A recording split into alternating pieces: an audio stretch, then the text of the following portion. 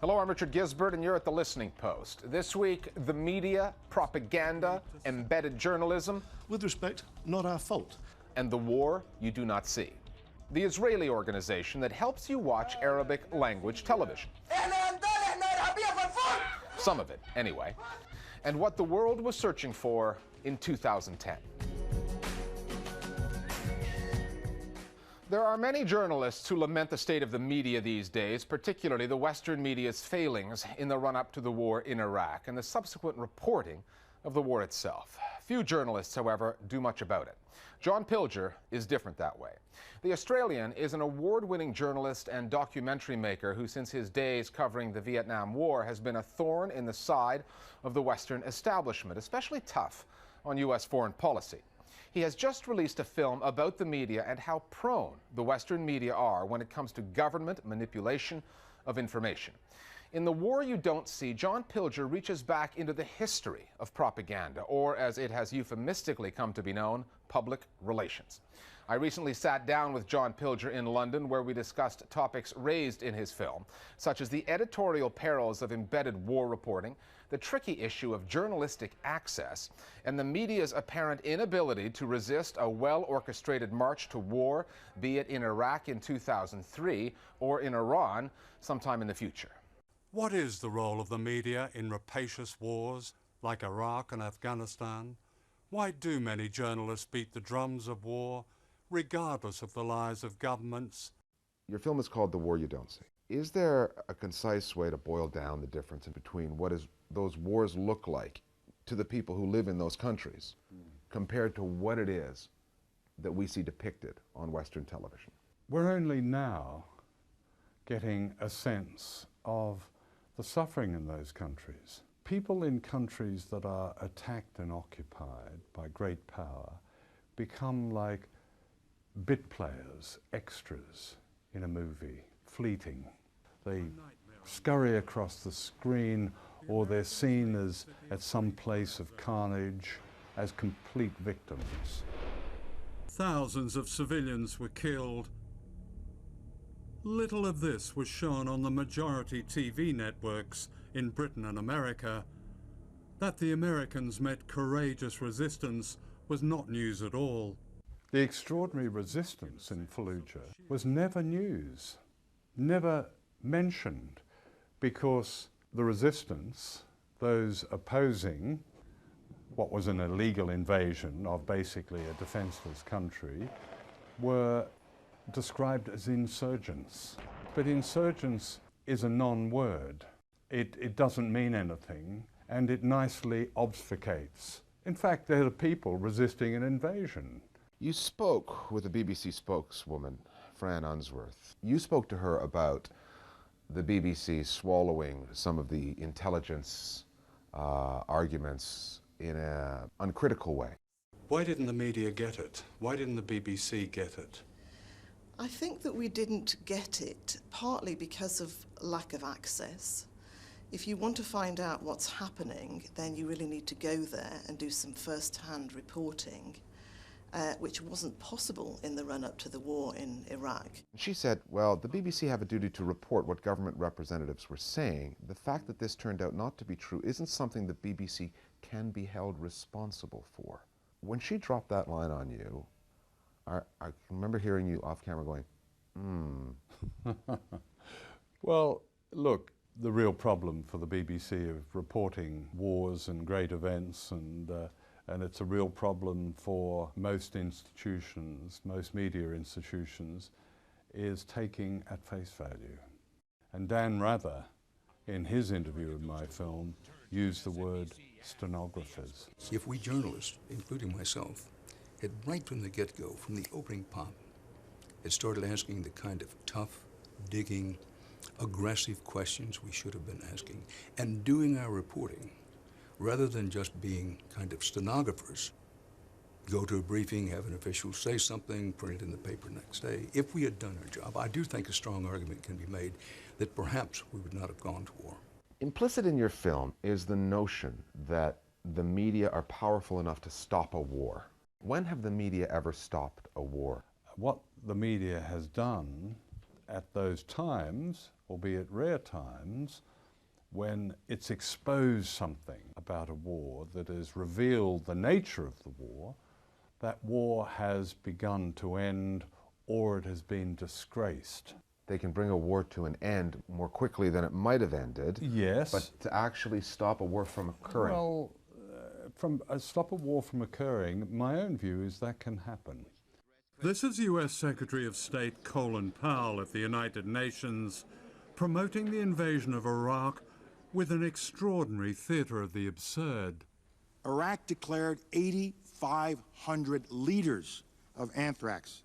My own view is that if the US media had fulfilled its constitutional responsibilities and privileges, it's the freest media in the world, and questioned and investigated all these claims instead of amplifying them, yes, I think it would have happened. In part of your film, you look at the whole question of Iran. If they continue to develop nuclear weapons, then they need to get that message loud and clear. Does this sound familiar?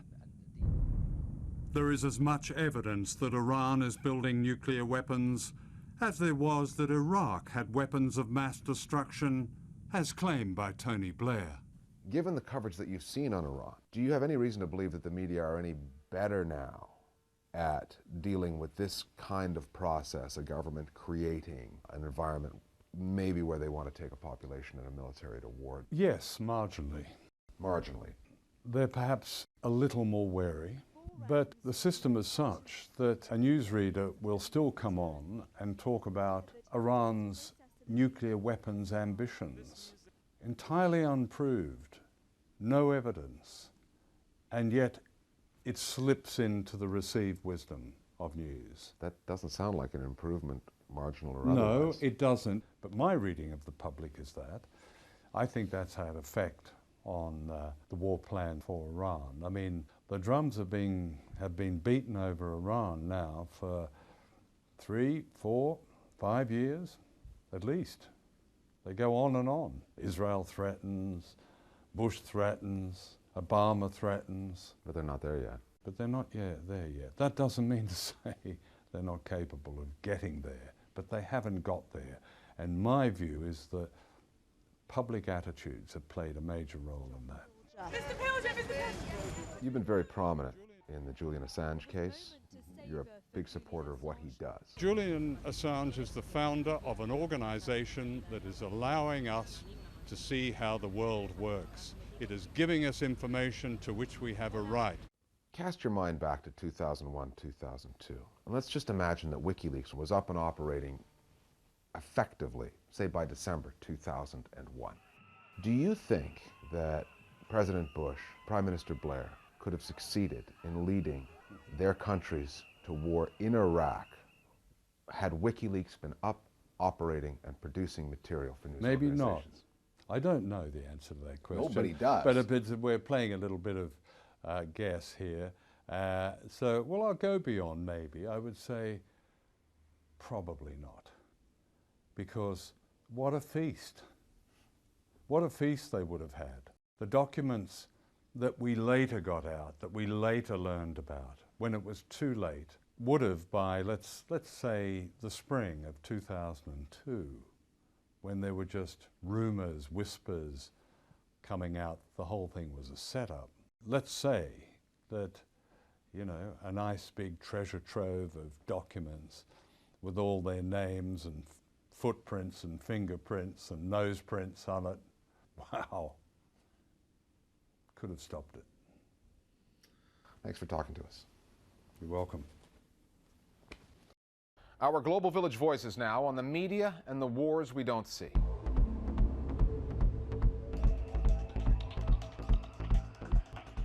As Britain moved towards war with Iraq, we had the appalling situation where a media consultant, the former political correspondent of a tabloid newspaper, became a close confidant of the Prime Minister. No one elected this person, yet he assumed more influence and responsibility than MPs and government ministers. And it was via him that all information was channeled to the media. What John Pilger says in this film about the BBC is pretty much down to management policy. There are many people inside the BBC who completely disagree with what is broadcast. and there have been rebellions. The most significant one was when Mark Thompson refused to broadcast the Gaza Deep Sea appeal. Hundreds of journalists signed a petition saying that he was siding with Israel. I don't really think the media is doing its job with regard to wars in the United States. And it's not hard to see why. Governments don't like to be embarrassed. We've seen the reaction to the WikiLeaks releases. At the same time, truth really is the low-hanging fruit here. And if one is trying to build up a reputation as a world-class journalist, there really is no better way than simply telling the public the truth, whether it is uncomfortable or not. If you've got an opinion on the media that you'd like to get on the air as one of our Global Village voices, we suggest you join the thousands of our viewers who already follow us on Facebook and Twitter. They go to those sites to find out what stories we're working on so they can weigh in. Or you can just get in touch with us the old-fashioned way, email. We're at listeningpost@aljazeera.net. We're back after the break with a report on a media monitoring group with a certain agenda.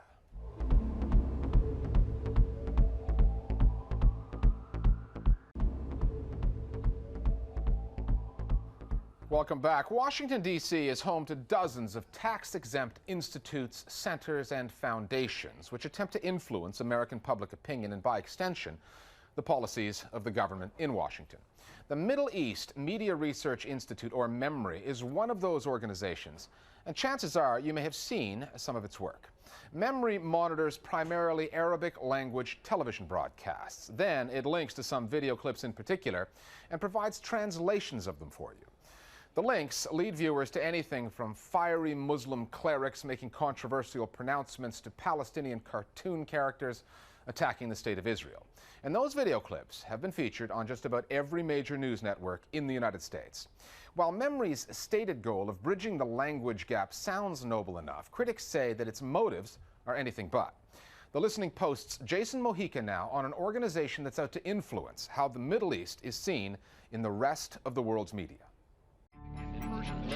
Since 1998, a Washington, D.C. based organization called MEMRI has been making a big impact on how the Middle East is perceived in Western media. You may not have heard of them, but chances are you know their work. You've seen it on CNN. A man with what seems to be an American accent, training with a Taliban-style group in Somalia. Fox. A cleric and former diplomat at the Saudi embassy here in Washington says Mickey Mouse should be killed. Sky. Mickey Mouse is a soldier of Satan. NBC. The message to kids is very clear. America is the enemy. And CBS. Here's what he said on your state-controlled television. You've even seen it on Comedy Central's The Daily Show. Did that kid's show with the mouse, Par 4, that told children to martyr themselves and to kill Israelis and things? MEMRI is a translation service, essentially. It sort of gives you the Middle East through the media of the Middle East. Television shows, debates, sometimes sermons in mosques. They even monitor and translate criticism of their own organization. جاء موقع memory.net هذا موقع يهودي يقوم عليه ضابط موساد يرصد ما يقول حتى برنامج البينة هذا تبعك هذا برنامج مرصود وتؤخذ منه مقاطع تعرض. Well, MEMRI is an organization that was established supposedly to bridge the gap of language between the Arab world and other countries and the West.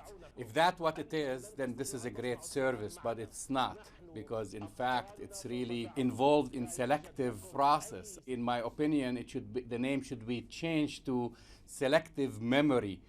هؤلاء يعانوا من حالة نفسية مضطربة لأنهم هم سارقون هم معتدون. It cherry picks items from the Muslim and Arab world designed to make Muslims and Arabs look inherently violent and irrational.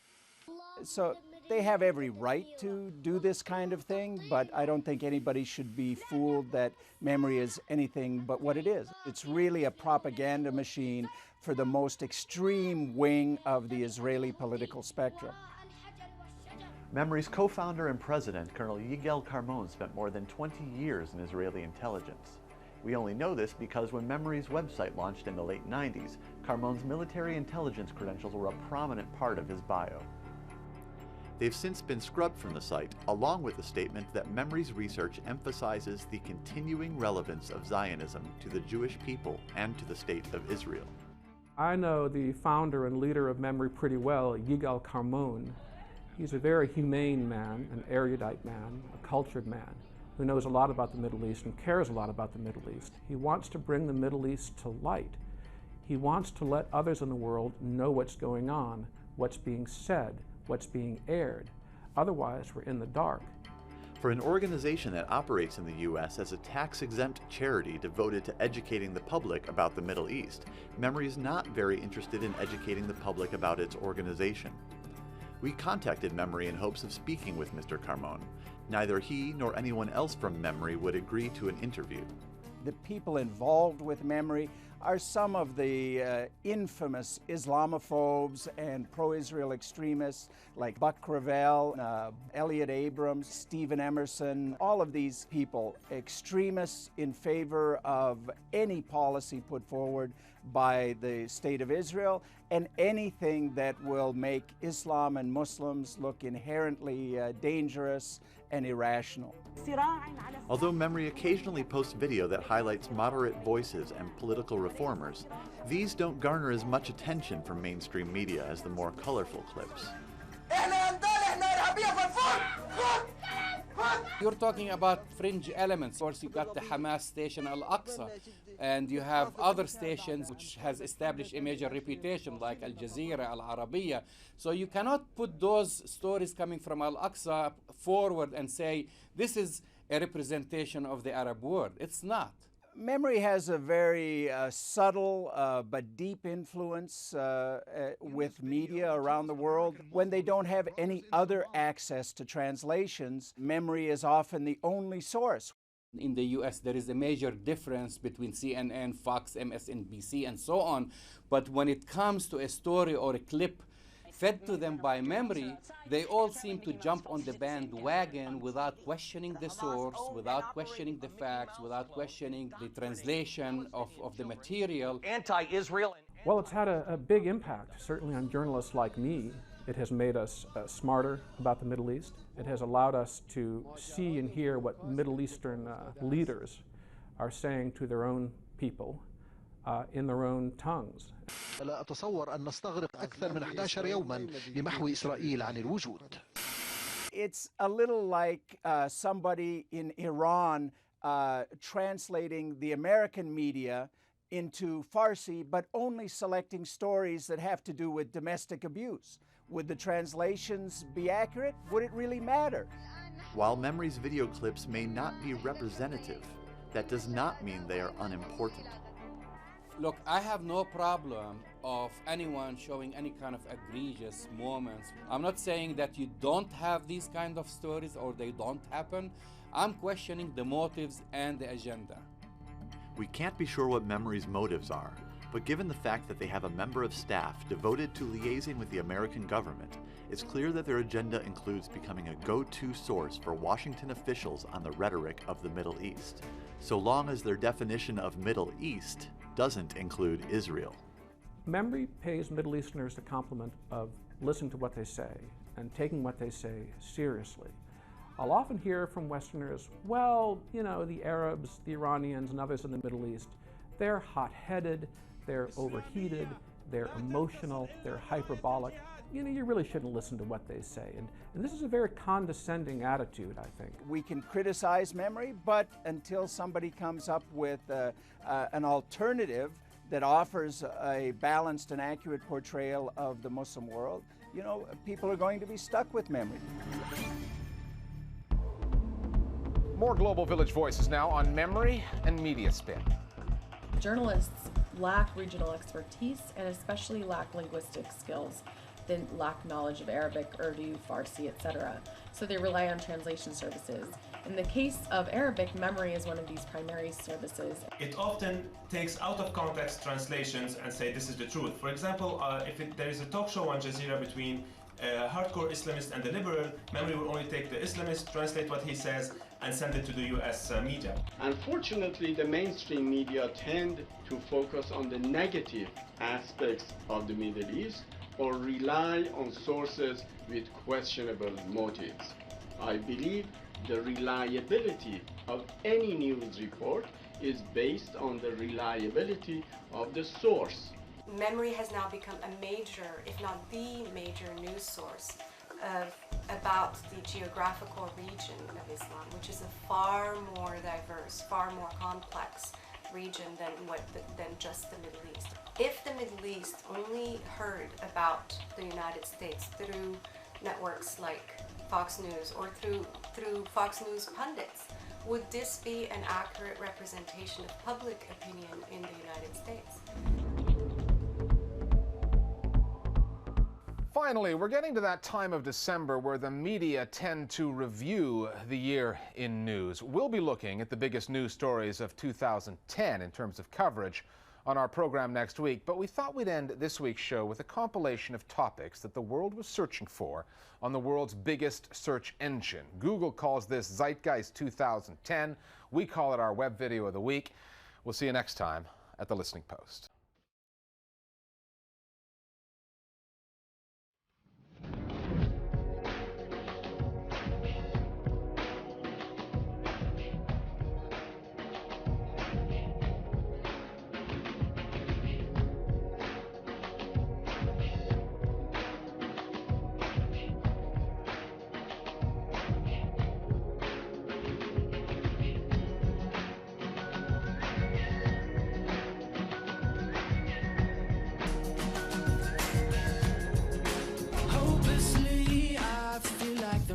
Something that I'll miss hopelessly. I feel like the window closes so quick. Hopelessly, I'm taking a mental picture of you now. 'Cause hopelessly, the hopeless we have so much to feel good about.